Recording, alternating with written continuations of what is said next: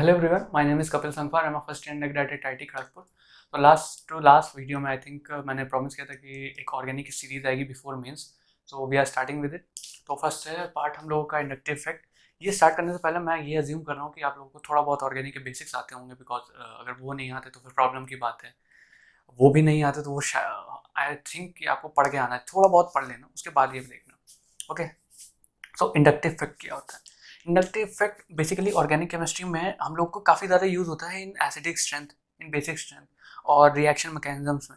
ये सारी चीज़ों में यूज़ होता है। ऐसा डायरेक्ट क्वेश्चन कभी नहीं आता मेंस में। ठीक है, तो ये होता क्या है? ये होता है बेसिकली अट्रैक्शन होता है, attraction of sorry electron cloud. ठीक है, यहाँ पे अगर बात की जाए, एग्जांपल ले रहे हैं, ठीक है। अच्छा, सी और सी एल में क्लास 10 में भी पढ़ते आते हैं कि इन दोनों के बीच में काफ़ी हाई इलेक्ट्रोनेगेटिविटी डिफरेंस होता है। ठीक है, तो इलेक्ट्रोनेगेटिविटी डिफरेंस होने की वजह से यहाँ पे जो दो बॉन्ड पेयर के जो इलेक्ट्रॉन्स होंगे वो ज़्यादा से ज़्यादा इसकी तरफ रहने की कोशिश करेंगे, बिकॉज ये सी एल ज़्यादा इलेक्ट्रोनेगेटिव है। तो जब ये इधर रहने की कोशिश करेंगे तो जितना भी जो इलेक्ट्रॉन क्लाउड होगा वो इस तरफ जाने की कोशिश करेगा। ओके, ये मोस्टली ऐसा ऐसा कुछ डिस्टॉर्शन आ जाएगा। ओके, तो यहाँ पे जो इंडक्टिव इफेक्ट लग रहा है वो इस डायरेक्शन में आ रहा है। ओके, और ये टेम्परेरी इफेक्ट होता है। टेम्परेरी इफेक्ट इस वजह से होता है क्योंकि यहाँ पे पूरी तरह से सिग्मा के दो इलेक्ट्रॉन्स हैं वो पूरी तरह से इलेक्ट्रॉन सीएल की तरफ नहीं जा रहे हैं। अगर पूरी तरह से सीएल की तरफ चले जाएं तो वो आयन बन जाएगा। आयन बनने के बाद फिर वो इससे वापस जुड़े या ना जुड़े इसकी प्रोबेबिलिटी बहुत कम होती है। ओके, एनीवेज उसकी कोई ज़रूरत नहीं है, लेकिन एक इफेक्ट दिख रहा है जहाँ पे सीएल की इलेक्ट्रोनेगेटिविटी वजह से जो इलेक्ट्रॉन क्लाउड है वो ज़्यादा से ज़्यादा उधर शिफ्ट हो रहा है। तो हम लोग जो इंडक्टिव इफेक्ट की डायरेक्शन है वो इस तरफ दिखाते हैं। ओके, सीएल जो होता है वो माइनस आई इफेक्ट दिखाता है। माइनस आई इफेक्ट का मतलब होता है वो अपनी तरफ खींच रहा है। ओके, अपनी तरफ ले रहा है। इसको याद करने का मेरे पास जो मैं तरीका यूज़ करता था वो ये था कि जो नेगेटिव आदमी है, ओके, तो वो हमेशा मांगना चाहेगा, छीनना चाहेगा। ठीक है, तो माइनस आई वाले नेगेटिव हैं जो हमेशा इलेक्ट्रॉन क्लाउड को अपनी तरफ खींचना चाहेंगे, और जो पॉजिटिव है, जो अच्छा आदमी, वो देता रहता है, कुछ ना कुछ तो देता ही रहता है। ओके, डबल मीनिंग जा रहा है, ठीक है, छोड़ो। तो जो डोनेट करता रहता है इलेक्ट्रॉन क्लाउड को, सामने वाले को देता रहेगा। ओके, तो वो आता है प्लस आई ग्रुप में। बढ़िया। और इसमें जो मैंने लिखा है डिस्टेंस डिपेंडेंट, उसका मीनिंग क्या होता है कि यहाँ पे CH3 CH2 CH2 CH2, यहाँ पे है NO2। NO2 भी माइनस आई इफेक्ट वाला ही ग्रुप है। ठीक है, तो अच्छा हाँ, उससे पहले CH3 Cl में अगर ये उधर ज़्यादा से ज़्यादा उधर जाएगा इलेक्ट्रॉन क्लाउड, तो इधर एक पार्शियल नेगेटिव और इधर एक पार्शियल पॉजिटिव जनरेट हो जाएगा।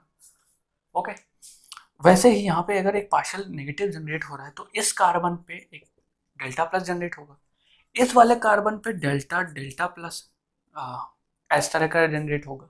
ठीक है, इसमें डेल्टा क्यूब प्लस जनरेट होगा। ठीक है, मतलब बहुत ही हल्का पार्शियल पॉजिटिव चार्ज आएगा, और इस पे डेल्टा की पावर 4 पार्शियल पॉजिटिव।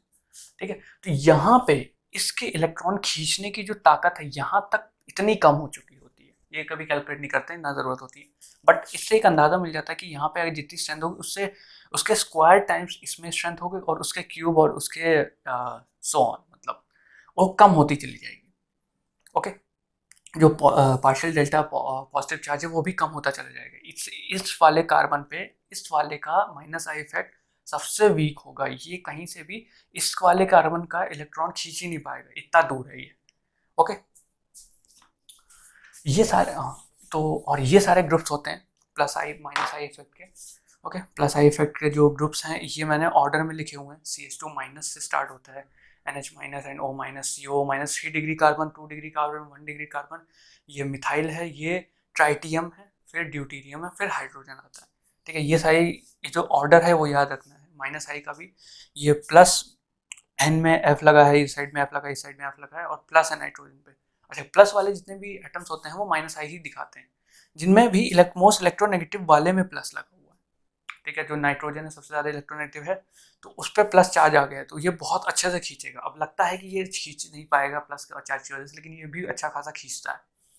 ओके, तो ये चीज़ याद रखनी है, इस ऑर्डर को भी याद रखना है। Plus NR3 plus NH3, NO2 group, SO3H, CN, जो C ट्रिपल बॉन्ड CN होता है ऐसे करके।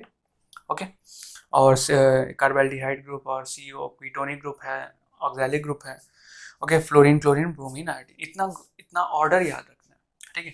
इसकी जो एप्लीकेशंस होती हैं, फॉर एग्जांपल जैसे लेते हैं हम लोग, ये बहुत सिंपल एग्जांपल है, जैसे CH3COOH, Cl CH2COOH, है ना। इन दोनों में ज़्यादा एसिडिक कौन सा है, ठीक है। तो इसका स्ट्रक्चर अगर बना है तो H आएगा, यहाँ पे H आएगा, COOH आएगा, यहाँ पे Cl, यहाँ पे H, यहाँ पे H, COOH आएगा। अच्छा, एसिडिक स्ट्रेंथ कैसे पता चलती है? जो ज़्यादा नेगेटिव चार्ज को स्टेबलाइज कर सके वो पता चल जाता है, और जो ज़्यादा अच्छा एसिडिक स्ट्रेंथ पता करने का, वैसे इसके ऊपर पूरी एक एक्सक्लूसिव वीडियो बनाऊंगा मैं, लेकिन जो एसिडिक स्ट्रेंथ पता करने का जो तरीका होता है वो जनरली होता है कि कार्बन आयन बना लो। जो भी आयनाइजेबल हाइड्रोजन होता है, जो भी आयनाइजेबल हाइड्रोजन होता है उसको हटा के एक कार्बन आयन बना लो। उस कार्बन आयन की स्टेबिलिटी चेक कर लो, जो सबसे ज़्यादा स्टेबल होगा वो सबसे ज़्यादा एसिडिक होता है, ठीक है। ये चीज़ अभी के लिए याद रखो, और जब एसिडिक स्ट्रेंथ की वीडियो आएगी तब उसमें मैं और अच्छे से एक्सप्लेन करूँगा उस चीज़ को, ठीक है। तो कार्बन आयन किस में ज़्यादा स्टेबल होगा, अगर आप अंदाज़ा लगाओ तो इस पर एक -I इफेक्ट भी लग रहा है, ठीक है। और इसमें हाइड्रोजन ही है, हाइड्रोजन का +I लगे ना लगे उससे कोई फर्क नहीं पड़ेगा। -I का मतलब ये जो इलेक्ट्रॉन डेंसिटी है, ठीक है, ये अपनी तरफ खींच रहा है, ठीक है। इसके खींचने का मतलब क्या हो रहा है कि ये वाला नेगेटिव चार्ज है वो ज़्यादा से ज़्यादा स्टेबलाइज हो रहा है, ओके। जो जो जैसे ही ज़्यादा से ज़्यादा स्टेबलाइज होगा वो उतना ज़्यादा एसिडिक हो जाता है, तो ये ज़्यादा Cl CH2COOH is more acidic, okay. तो इस तरह के क्वेश्चन आए हैं मेंस में, यही शायद क्वेश्चन इस तरह का कोई आया था किसी एक मेंस में, ओके। तो ये बहुत इजी क्वेश्चंस होते हैं, बस कॉन्सेप्ट याद होना चाहिए ये सारी। और हो सकता है कि कभी कभी इस तरह के जो ग्रुप्स के ऑर्डर हैं ये इनमें क्वेश्चन पूछ ले, ओके। ये सारी चीज़ें आनी चाहिए, ये ऑर्डर याद रखना है और ये चीज़ याद रखनी है, ओके। ये एसिडिक और बेसिक स्ट्रेंथ में ही सबसे ज़्यादा काम आता है। और जैसे कभी कभी बेंजीन रिंग में दिया होता है, यहाँ पे Cl है और यहाँ पे NO2 है, सॉरी NO2 नहीं है, यहाँ पे COOH है, ठीक है। यहाँ पे कौन सा लिया जाए, यहाँ पे Br है और यहाँ पे COOH है, ठीक है। अब इसमें कौन सा ज़्यादा स्टेबल है, कौन सा ज़्यादा एसिडिक है? तो कौन सा ज़्यादा एसिडिक है, F का जो Cl का जो -I इफेक्ट है वो ज़्यादा है।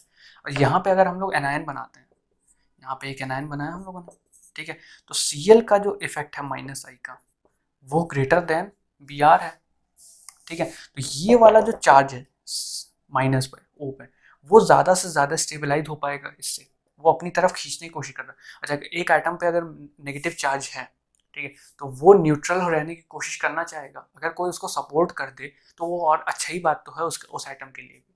तो ये जो Br है और Cl है दोनों ही सपोर्ट कर रहे हैं -I इफेक्ट से, बट किसका ज़्यादा है? Cl का। तो ये वाला जो कंपाउंड होगा वो is more acidic then this one, okay. तो इस तरह के क्वेश्चन हम लोग और देखते रहेंगे नेक्स्ट वीडियोज में। नेक्स्ट वीडियो होगी हमारी रेजोनेंस पे के ऊपर, आई थिंक रेजोनेंस पे होगी या तो हाइपर कॉन्जुगेशन में होगी, ठीक है। रेजोनेंस सबसे ज़्यादा इंपॉर्टेंट है, हाइपर कॉन्जुगेशन तो बाद में आता है, ओके। नेक्स्ट वीडियो तक मिलते हैं, तब तक के लिए खुश रहिए।